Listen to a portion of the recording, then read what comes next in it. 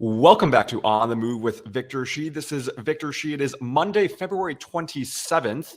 And last Friday marked the 1-year anniversary of the brutal, unprovoked, and unjustified invasion of Ukraine by Vladimir Putin. It's been a long and hard year for Ukraine, but Ukrainians have shown their determination to fight for democracy and their rights, even in the face of Russian aggression and brutality.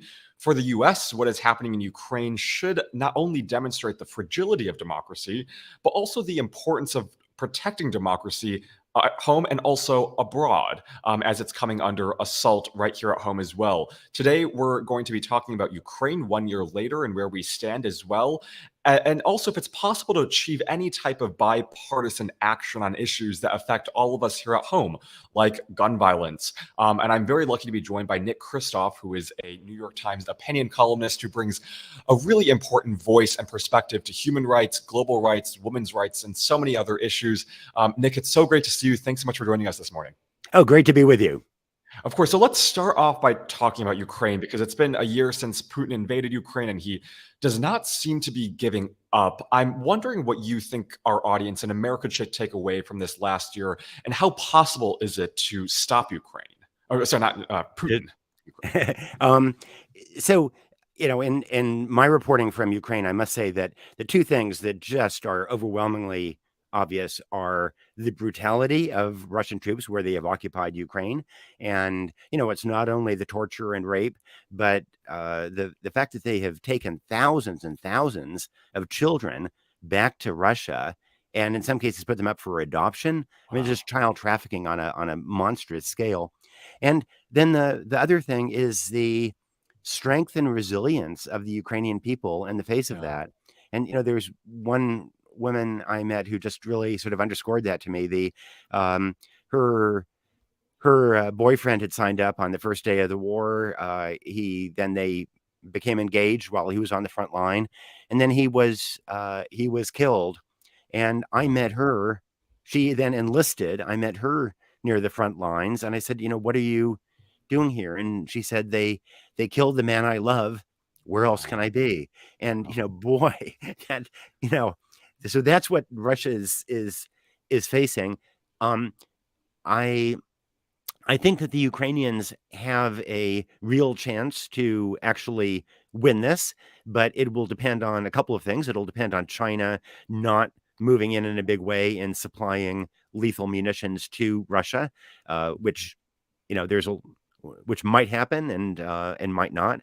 But that could really help Russia. And the other is, will we, the U.S. and the West, supply more precision, long-range munitions to Ukraine in particular, so that it can cut off Crimea from Russia?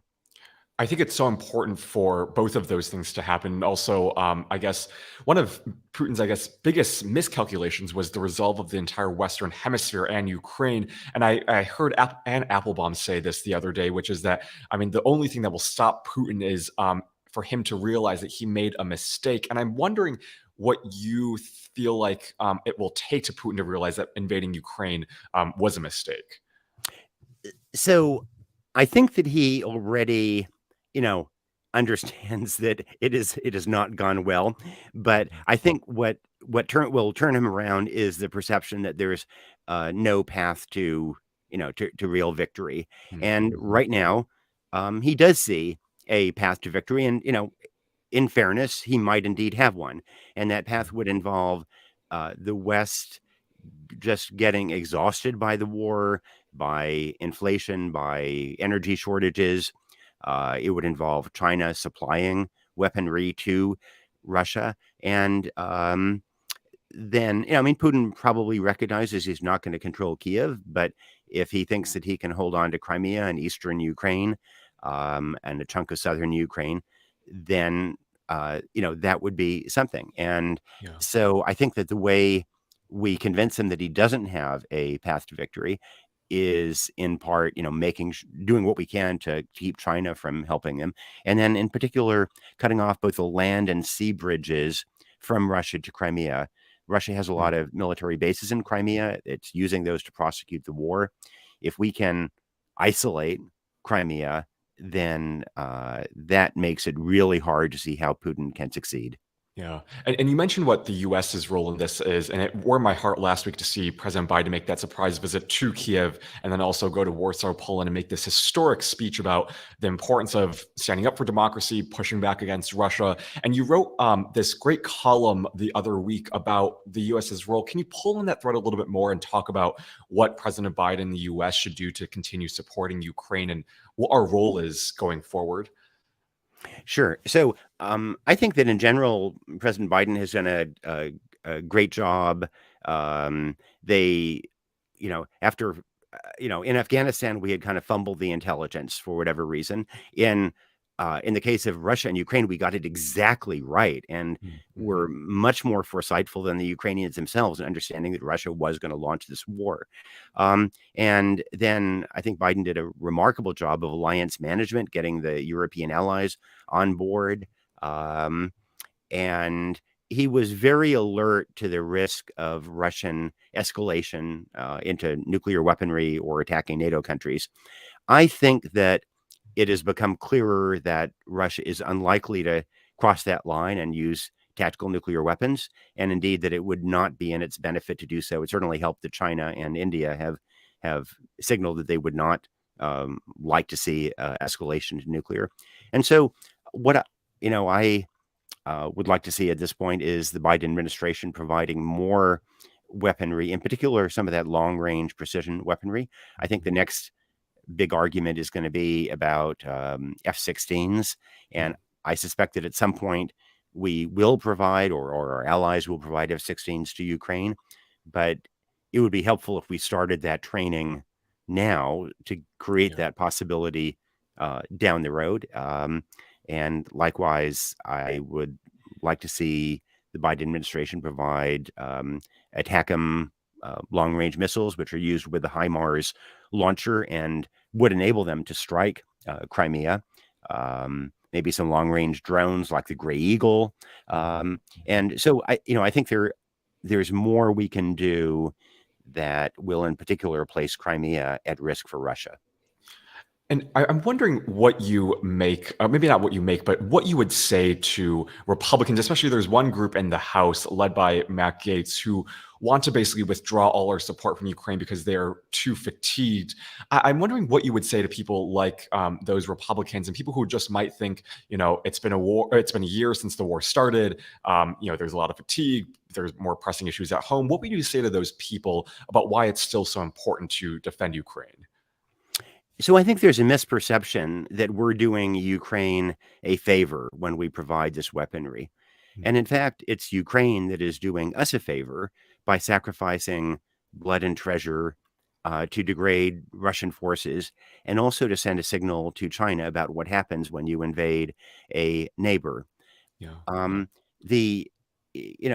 We obviously have spent a significant amount of money. We've allocated more than $100 billion to Ukraine. That's a lot of money. And there are all kinds of domestic uses that I'd love to see for it, childcare, early childhood interventions, and so on. But we have a military budget that is overall 7 times that.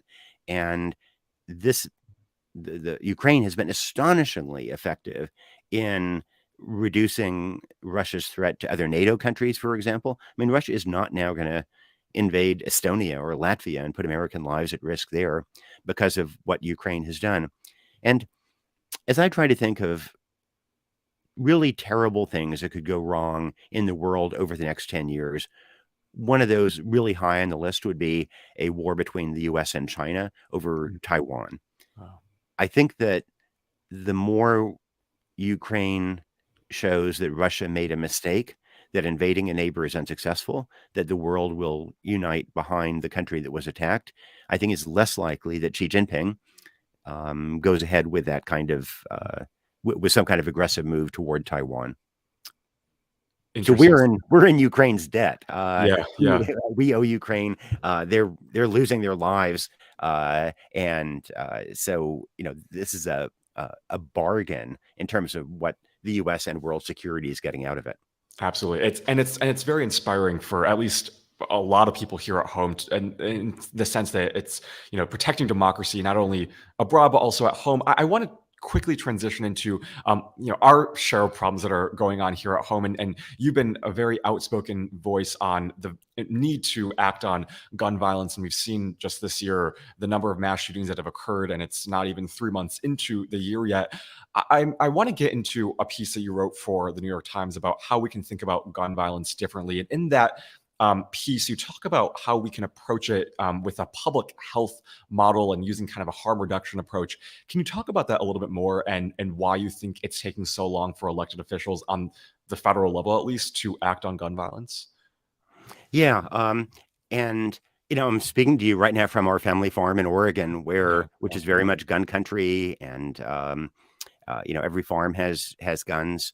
Um, but the issue has become so politicized and so polarized that at the Mhm. federal level, it's been impossible to get much done. And at the state level, blue states make some progress and red Right. states regress. Yeah. Um, and so um, I'm a real admirer of a public health approach to address all kinds of questions. And, people all the time when I advocate for gun safety measures, they say, well, what about cars? Cars kill almost as many people as guns, and yet you don't ban cars. And I say, no, we don't ban cars, but we make sure that they are safer. We Yeah. have adopted a public health approach toward vehicles. So we have seat belts and airbags. We have padded dashboards. We changed the makeup of roads to have divided highways, to have roundabouts rather than left turns. We limited access to cars. We have insurance requirements. We have graduated licenses for young people. We have a crackdown on drunk drivers. And all this has reduced the auto fatality rate per 100 million miles driven by 95% since 1921. And, Mhm. Mhm. we're not going to eliminate uh, guns in America. There are about 400 million. We're not going to eliminate them. We're not going to eliminate gun deaths. I think it is plausible that we could reduce gun mortality in the U.S. By, say, 2/3, and Yeah.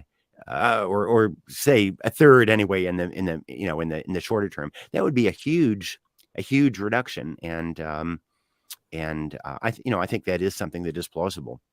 Yeah, and I think that's so important to realize, is that these measures wouldn't eliminate all gun violence or all mass shootings, but it would dramatically reduce it, and that's the point at which we're at. I mean, like, anything is progress, and the one thing that I'm concerned, though, is that you still have Republican elected officials who seem to be in a position where they are kind of, I guess, bucking to the NRA, but also you have Republicans, and there was this one New York representative, I'm blanking on his name, but we saw him come out in support of banning assault weapons, and then he didn't run for reelection because of the backlash from his own party, and that was so strong.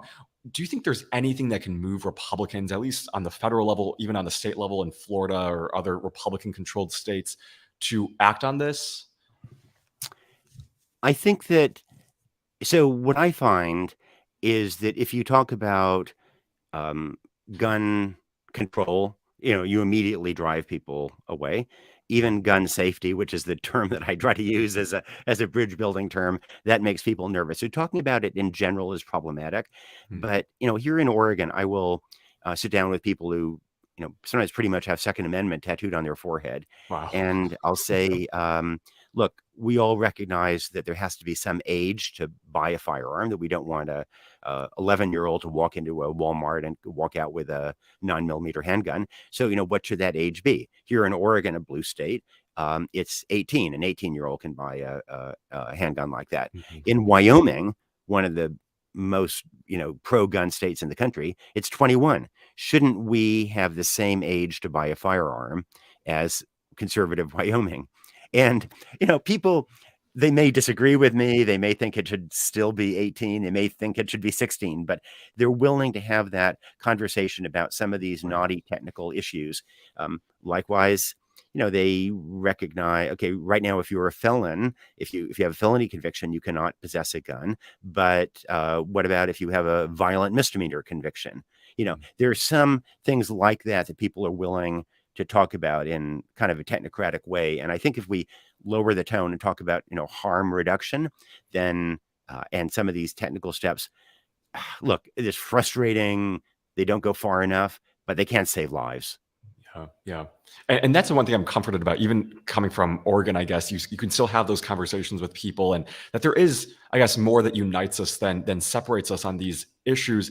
And I'm wondering, just as the last question, maybe zooming out for a second, because so much of American politics is polarized, everyone seems to be in their tribes, and there's very little reaching across the political aisle these days.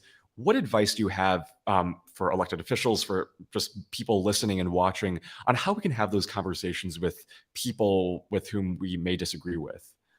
So, first, I'd say it's really important to have those discussions. I mean, it's Yeah. frustrating and so on. And I would say, one, avoid kind of the snide, snarky comments that immediately get the other person's upset. Second, do a lot of listening, because the other person's only going to listen if you listen. And, Mhm, mhm. third, don't discuss these issues at 30,000 feet, Hmm. like, gun control. But Yeah. social psychologists talk about complexifying an issue. And in other words, making it one of these naughty conversations that there has to be a line somewhere. Right now it's here. Do we move it a little bit that way, a little bit that way? And discussing kind of pros and cons. And I do think it's possible then to have some of these discussions. So I guess maybe one last follow-up question regarding that is, I mean, given that we're in this country where it seems like for a large portion of the country, facts don't matter, and we see this with Fox News telling their audience basically lies about the 2020 election. When you talk to someone who doesn't acknowledge facts as simple as that, Joe Biden won the election or that Donald Trump lost the election, how do you begin to bring them that light, or give them those facts? So I think that's really hard, but I think that I mean, in this area, I had that problem with COVID. That some Mhm. people thought that it was a conspiracy, that it wasn't real, etc. And um, I don't think it works to try to browbeat people and just tell them, oh, all your facts are wrong, and lecture them. I think it does help to listen and to build some kind of a relationship in which they just begin to have a little bit of doubt, and understand that maybe it's a little bit more murky than Fox News may be telling them. And so, again, it's frustrating. It's moving an inch, not a mile, but it's somewhat undermining their worldview when you listen to them and suggest that maybe it's more complicated. Definitely. Well, thank you so much, Nick, for joining us. And you being in Oregon, in a red state as a Democrat, gives me hope that it is possible to come together, and having those conversations are so important. So thanks so much for shedding light on these issues, and all that you do. Great to be with you. Thanks so much. Bye, Nick.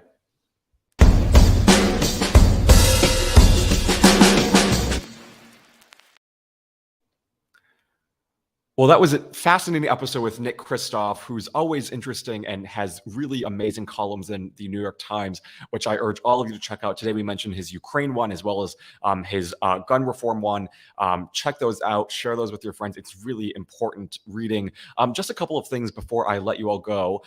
There are some things that happened this morning. First off, is that Elisa Slotkin is now running for the U.S. Senate in 2024 to represent the state of Michigan. She represents an area of Michigan that has a huge student population. She represents the Michigan State University portion. And young people are going to really be key in Michigan heading into 2024. So when we look at what Michigan is going to do in 2024 and why it's so important to elect Democrats, we have to remember that young people are going to be at the core of Democrat success in 2024. So it's an exciting race. A couple weeks back, I was at the University of Chicago Institute of Politics, and had the pleasure of meeting her and being on the same panel as her. And we talked about Gen Z, the importance of Gen Z in 2022, and also specifically in Michigan. And I think she is a representative who has done the work, who has really proven herself to be just a common sense person, someone who wants to get the job done, who is a progressive. I think she's a very strong candidate, and it'll be interesting to see who emerges from that field. Part of her campaign message, if you saw it on Twitter this morning, she was talking about the importance of a new generation of leaders. And she, I think, represents that new generation, maybe not as young as I would like, but still, nonetheless, compared to most senators, a new generation and a new kind of perspective to the table. So let me know what you think of Elisa Slotkin running for the U.S. Senate. I think she will make a good senator if she becomes one. But let me know who else you think would be a good candidate. I mean, I think Michigan's one of those states that really kind of encapsulates the power of the Democratic Party and why we're such a strong party. So let me know what you think of Elisa Slotkin and what you think of Michigan's Senate seat and who you think should run. The next up we have is Nikki Fried down in Florida, got elected as the Florida Democratic Party chair. Now, remember, she ran for governor in 2022 against Charlie Crist and also Ron DeSantis. She didn't win the primary. Charlie Crist won the primary, but she still proved herself to be someone who I think can defend democratic values. She was the former, I believe it was the person right below the governorship. But she has had a really interesting career. I know has had some backlash, and I definitely have my criticisms of Nikki Fried, but she is someone who I think at this moment in time, she is someone who hasn't shied away from criticizing Ron DeSantis. And I think we need someone who can go toe to toe with Ron DeSantis. And I think just for the Florida Democratic Party, one of the things that they're tasked with is electing Democrats up and down the ballot in Florida. So we'll see about her leadership in that position. I'm optimistic. I think that we need to get as many Democrats mobilized as possible heading into 2024, and Nikki Fried could be the person to do that. So let's all definitely send our well wishes down to Florida and hope that Nikki Fried can bring some blue wave to the state, which is much, much needed.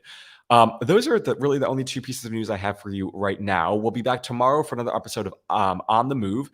Please be sure to tune into that at 8 a.m. Pacific time, 11 a.m. Eastern time.